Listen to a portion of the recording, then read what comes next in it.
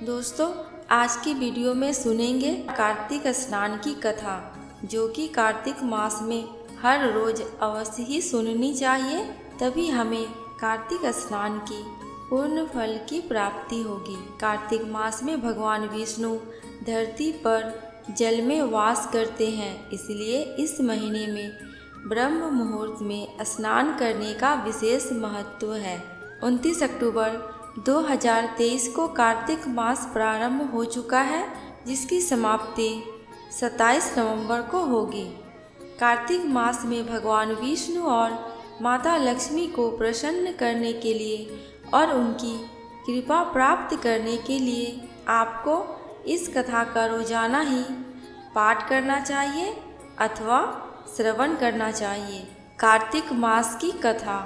एक नगर में एक ब्राह्मण दंपत्ति रहते थे और वे दोनों प्रतिदिन 7 कोस दूर गंगा व यमुना नदी में स्नान करने जाते थे। इतनी दूर आने जाने से ब्राह्मण की पत्नी थक जाती थी, इसलिए एक दिन उसने अपने पति से कहा कि हमारा एक पुत्र होता तो कितना अच्छा रहता। पुत्र के बहू आती तो हमें घर वापस आने पर खाना बना हुआ मिलता और बहू घर का काम भी कर देती। अपनी पत्नी की बात सुनकर ब्राह्मण ने कहा कि तुम सही कह रही हो, चलो मैं तेरे लिए बहू ला ही देता हूँ। ब्राह्मण ने कहा कि एक पोटली में आटा डालकर कुछ मोहरे रख दे। ब्राह्मण के कहे अनुसार उसने पोटली बांधकर दे दी। पोटली लेकर ब्राह्मण चला गया। ब्राह्मण को सफ़र के दौरान यमुना के किनारे बहुत ही सुंदर लड़कियां दिखाई दी। वे रेत में घर बनाकर खेल रही थी। उनमें से एक लड़की ने कहा कि मैं अपना घर नहीं बिगाड़ूंगी, मुझे तो रहने के लिए ये घर चाहिए। लड़की की बात सुनकर ब्राह्मण मन ही मन सोचने लगा कि बहू बनाने के लिए यही लड़की उचित है। जब वह लड़की जाने लगी तो ब्राह्मण भी उसके पीछे पीछे उसके घर तक पहुंच गया और वहां जाकर ब्राह्मण ने उस लड़की से कहा कि बेटी, कार्तिक मास चल रहा है, इसलिए मैं किसी के घर खाना नहीं खाता। मैं अपने साथ आटा लेकर आया हूँ।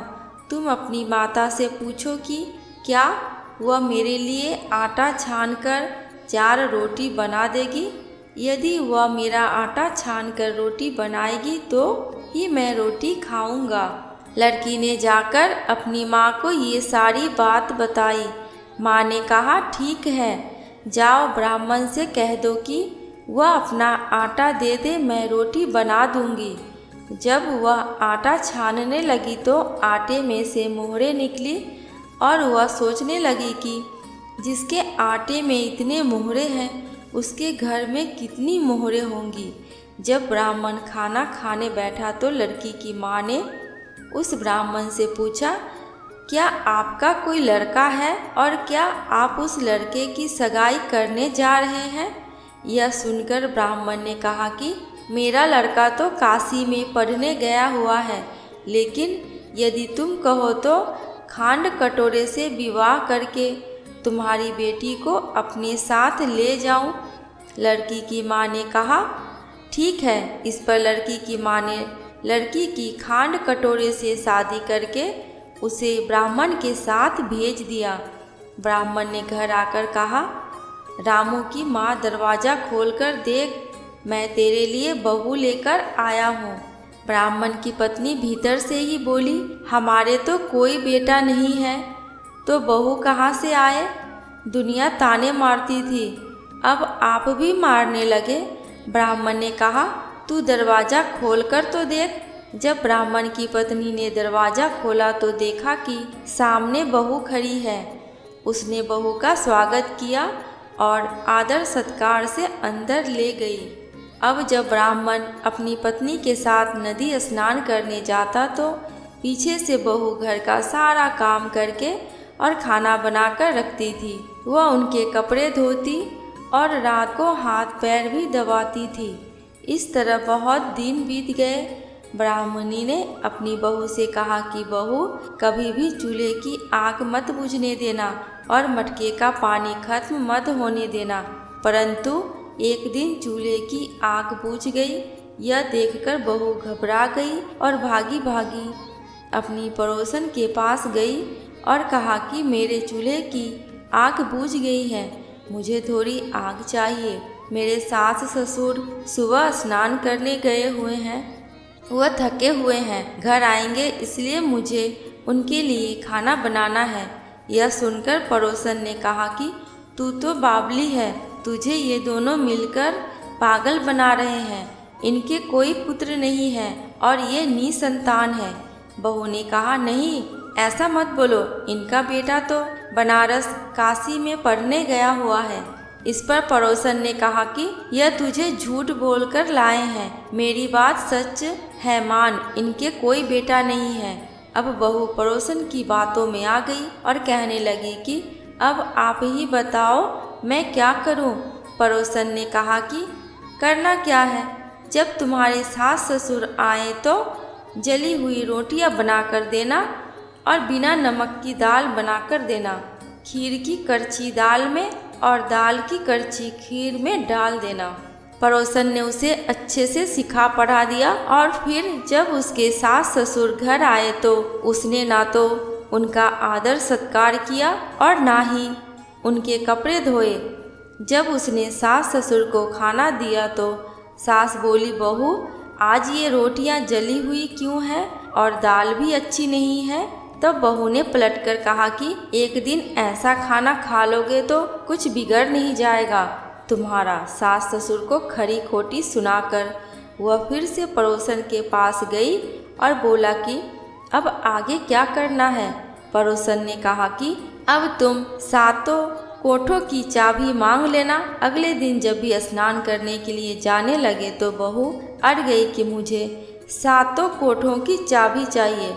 तब ससुर ने कहा कि इसे चाबी दे दो और सास ने बहू को चाबी दे दी। सास ससुर के जाने के बाद जब बहू ने दरवाजे खोले तो देखा कि किसी में अन्न भरा है, किसी में धन भरा है और किसी कोठे में बर्तन पड़े हैं।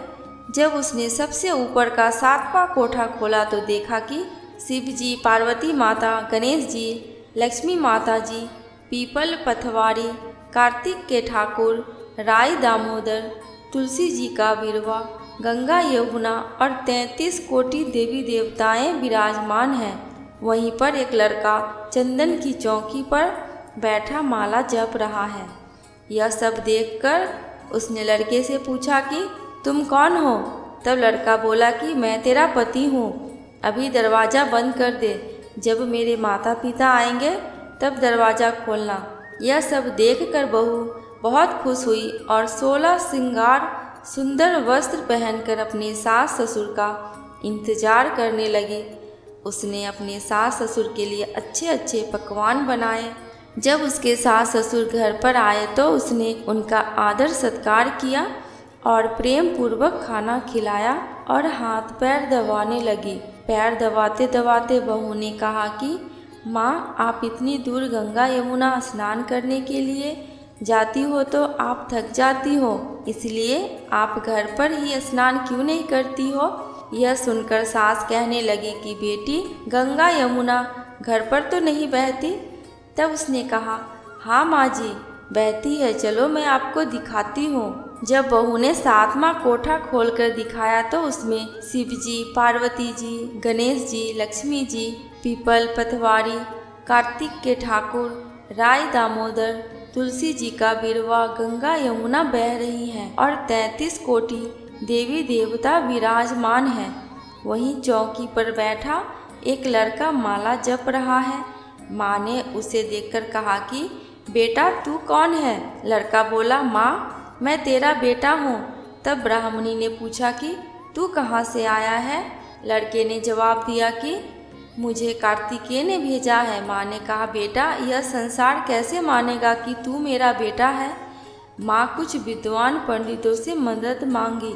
पंडितों ने कहा, इस पार बहू बेटा खड़े हो जाएं और उस पार माँ खड़ी हो जाए। माँ ने चमड़े की अंगियाँ पहनी हो और छाती में से दूध की धार निकालकर बेटे की दाढ़ी मूंछ भींगे और पवन पानी में गठजोड़ा बंधे, तब मानेंगे कि यह इस माँ का ही बेटा है। उसने ऐसा ही किया। चमड़े की अंगियाँ फट गई और छाती में से दूध की धार निकलकर बेटे की दाढ़ी मूंछ भीग गई। पवन पानी से बहू बेटे का गठजोड़ बंध गया। यह सब देखकर ब्राह्मण और उसकी पत्नी की खुशी का ठिकाना नहीं रहा। जैसे ब्राह्मण और ब्राह्मणी को बहू बेटा दिया, वैसे सबको देना। कहते हैं कि इस कथा को पढ़ने अथवा सुनने से मनुष्य की सभी मनोकामनाएं पूर्ण हो जाती है। कथा समाप्त। दोस्तों, कमेंट बॉक्स में कार्तिकेय भगवान की एवं विष्णु भगवान एवं माता लक्ष्मी की जयकारा लगाना बिल्कुल भी मत भूलना। आपको मेरे चैनल पे व्रत त्योहारों की जानकारियाँ एवं उनसे जुड़ी कथा कहानियाँ मिलती रहेंगी। अगर आपको ये वीडियो थोड़ी सी भी अच्छी लगी हो तो प्लीज़ मेरे चैनल को सब्सक्राइब करके मेरी वीडियो को लाइक एंड शेयर कर देना। अंत तक वीडियो में बने रहने के लिए आपका दिल से बहुत बहुत शुक्रिया।